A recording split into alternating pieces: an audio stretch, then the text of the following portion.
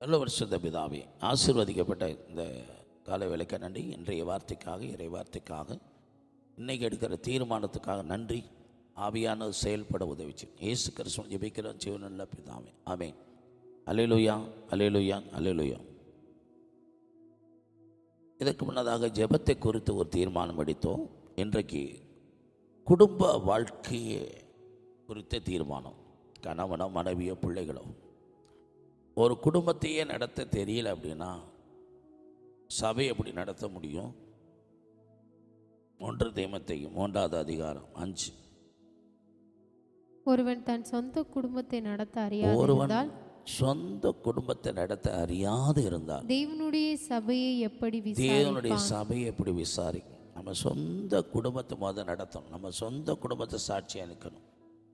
எவ்வளோ படிக்கலாம், பட்டம் பெறலாம், உலகத்தில் எவ்வளோ பெரிய ஊழியம் செய்யலாம், நிறைய டேலண்ட்டு, அறிவு, பல ஆயிரம் லட்சங்களுக்கு கூட நீ தலை சிறந்தவங்களாக, படிப்பில் உயர்ந்தவங்களுக்கு எவ்வளோ டேலண்ட் பேஷனாக இருந்தாலும் உங்கள் சொந்த குடும்பத்தை நடத்த தெரியலைன்னா நீங்கள் பெற்றிருந்த எல்லா மேன்மைகளும் உபயோகமற்றது.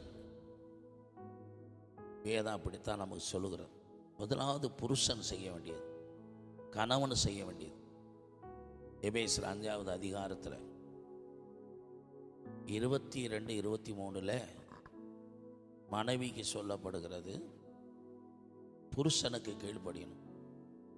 25 கணவன்மார் மனைவியை நேசிக்கணும்.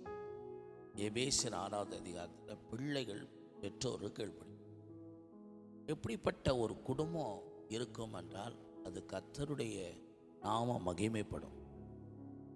குடும்பத்தை குறித்த தீர்மானம் நம்முடைய வாழ்க்கையில், குடும்ப ஒழுங்கு, நம்ம அநேகருக்கு முன்மாதிரியாக வாழணும் அப்படின்னா முதல்ல நம்ம குடும்பத்தை நடத்த தேவனிடத்தில் கேட்கணும். உங்களுடைய ஞானத்தை கொடுங்க ஆண்டவரே, உங்களுடைய புத்தியை கொடுங்க, அறிவை கொடுங்க, என் குடும்பத்தை நான் எப்படி நடத்தணும்? மனைவியை நேசிக்க முடியல, பிள்ளைகளை நேசிக்க முடியல, வேலை, வருமானம், பணம், காசு, பொருள், பொண்ணு எல்லாம் இருக்குது, குடும்பத்தில் சமாதானம் இல்லை. இதெல்லாம் எதற்கு? ஆண்டவர் உங்கள் குடும்பத்தை, குடும்ப மனைவி பிள்ளைகளை அனுபவிக்கத்தானே. அதையே உங்களிடத்தில் இல்லைன்னா இவ்வளவும் இருந்து பிரயோஜனம் இல்லையே. வாசிக்கலாம். மனைவிகளை கர்த்தருக்கு கீழ்ப்படுகிறது போல உங்கள் சொந்த புருஷருக்கும் கீழ்ப்படியுங்கள். கிறிஸ்து சபைக்கு தலையாயிருக்கிறது போல புருஷனும் மனைவிக்கு தலையாயிருக்கிறான். அவரே சரீரத்துக்கு இரட்சகராயிருக்கிறார்.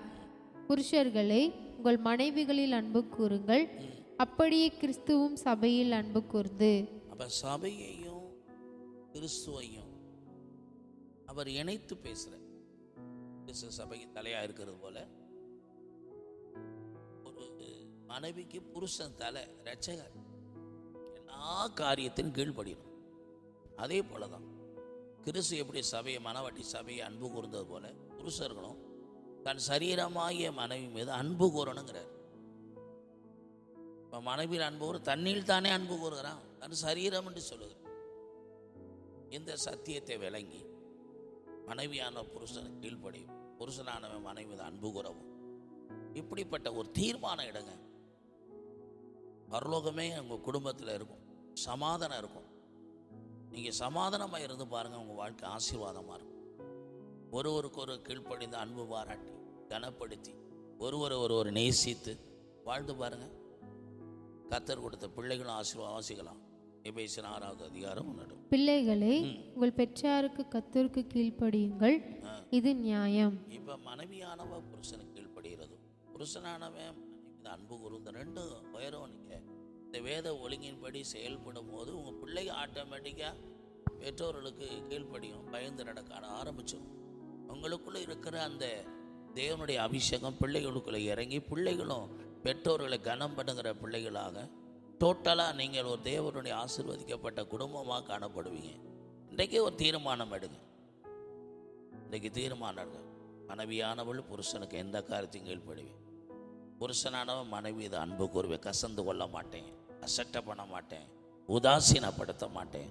கர்த்தர் கொடுத்த எனக்கு துணை, நீங்கள் கர்த்தர் கொடுத்த கணவர் என்ற உணர்வோடு வாழ்ந்து அடுத்து கர்த்தர் கொடுத்த பிள்ளைகள் நேசிக்க ஆரம்பிங்க. பிள்ளைகளும் எனக்கு கர்த்தர் கொடுத்த பெற்றோர்கள் என்ற உணர்வோடு இப்படிப்பட்ட ஒரு தீர்மானம் எடுக்கப்பட்ட வாழ்க்கை நிச்சயமாக உங்களுக்கு மாத்திரமல்ல மற்றவர்களுக்கு ஒரு ஆசீர்வதிக்கப்பட்ட குடும்பமாக ஆண்டவர் உங்களை ஆசீர்வதித்து மேன்மைப்படுத்துவார். பலருக்கு ஆசீர்வாதமாக இன்றைக்கு தீர்மானம் எடுங்க. நம்ம குடும்பம் பல குடும்பங்களுக்கு ஆசீர்வாதமாக இருக்கணும், முன்மாதிரியான குடும்பமாக இருக்கணும். அப்படியாய் நாம் குடும்பத்தை நடத்த ஞானத்தை கேளுங்க, புத்தியை கேளுங்க, பரிசுத்தாவின் நிறைவே கேளுங்க. கர்த்தர் தாமே உங்கள் குடும்பத்தை சமாதானமாய் ஆக்கி குடும்பத்தை ஏற்படுத்தின தேவன் குடும்பத்தை கர்த்தர் ஆசீர்வதிப்பாராக, பலுகி பெருக செய்வாராக. கர்த்தர் உங்கள் மலையில் இருக்க பட்டணமாக உயர்த்தி ஆசீர்வதிப்பாராக.